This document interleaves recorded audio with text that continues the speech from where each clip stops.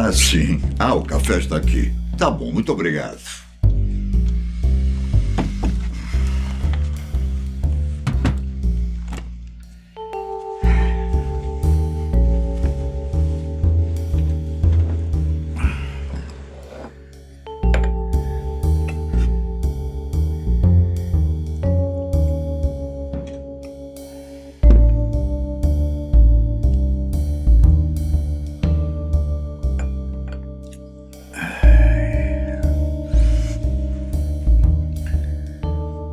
Era um dia normal na escola estadual Tomásia Montoro, na zona oeste de São Paulo.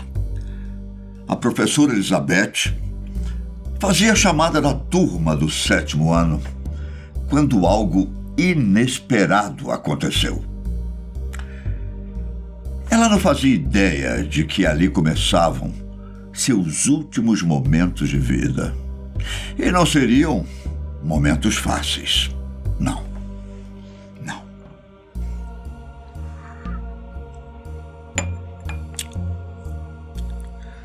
Um rapaz, usando uma máscara de caveira, invadiu a sala de aula.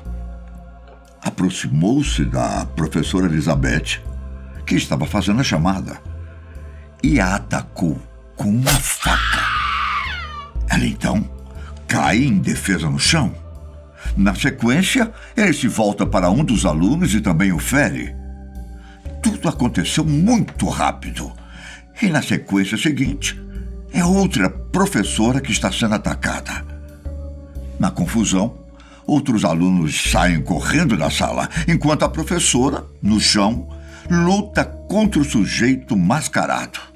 Em dado momento, 2 outras professoras chegam e uma delas, a professora de educação física, Cíntia, imobiliza o rapaz com uma chave de braço, enquanto a outra tira a faca dele.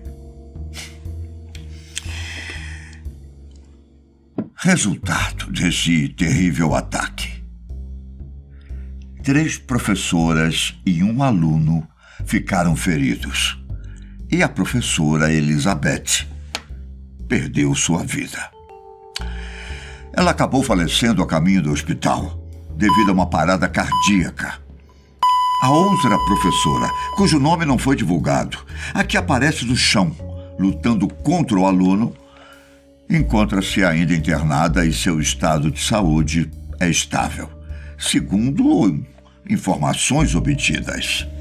Quanto ao aluno, ele foi identificado como Guilherme e era da mesma turma que ele atacou. Agora, o mais surpreendente e assustador é a idade do garoto: 13 anos. Seja qual for o motivo que o levou a fazer isso, que vou falar aqui é pouco. É incompreensível. Um adolescente de 13 anos que mal deixou a infância se muna de uma faca para atentar contra a vida de seus colegas e professores? Você não acha? É algo para nos deixar em dúvida em relação ao mundo em que estamos vivendo. Dúvida e medo.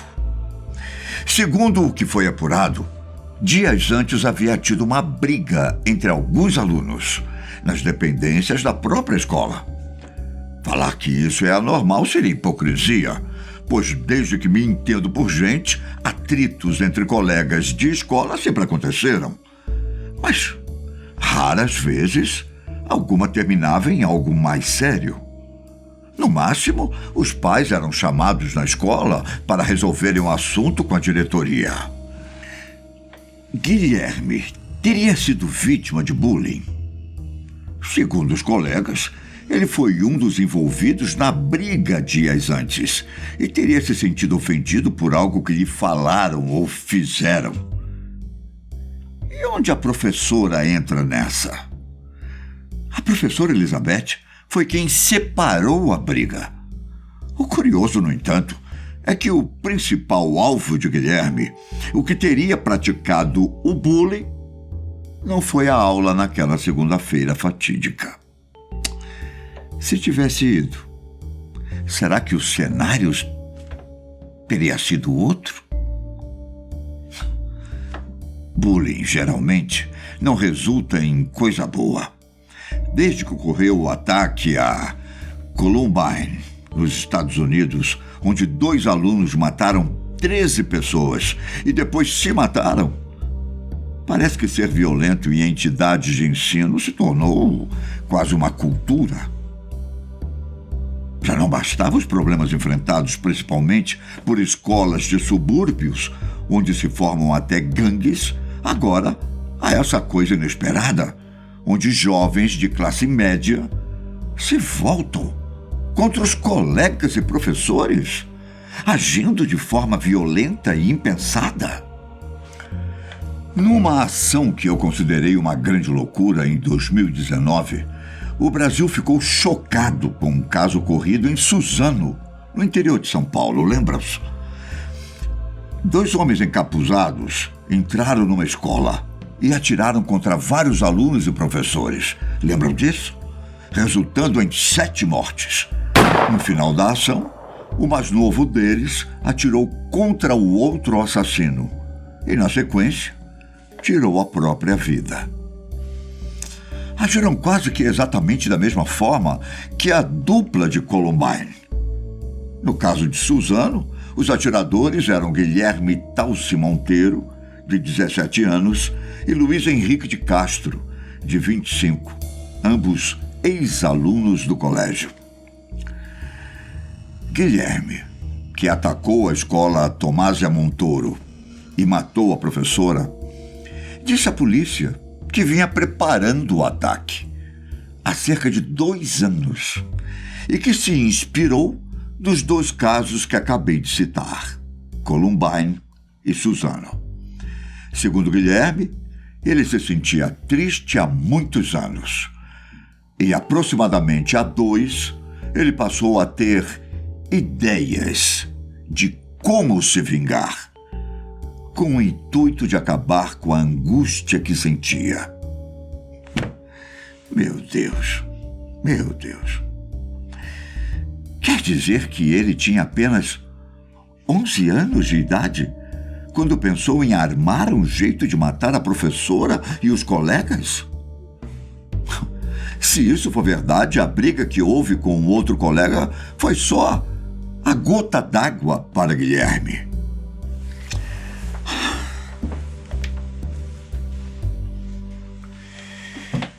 Um estudo feito por uma grande universidade brasileira revelou que desde 2002, quando houve o que ficou conhecido como Massacre de Realengo, no Rio de Janeiro, já foram registrados ao menos 22 ataques com violência extrema em escolas de todo o país.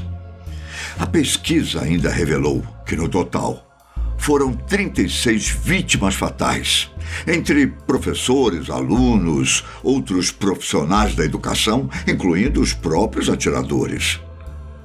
As idades variam entre, pasmem, 10 e 25 anos de idade. Isso mesmo que você ouviu. 10 anos de idade. No caso de Realengo, um ex-aluno matou 12 crianças, feriu mais de 10 estudantes e, em seguida, se matou.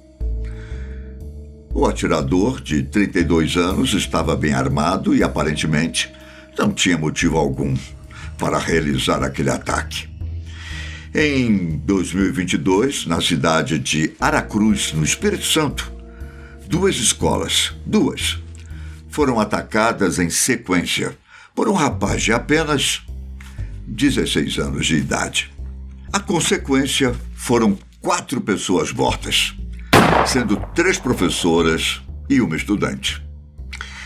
Quanto ao ex-aluno atirador, que é filho de um policial militar, foi preso e condenado a 3 anos de internação.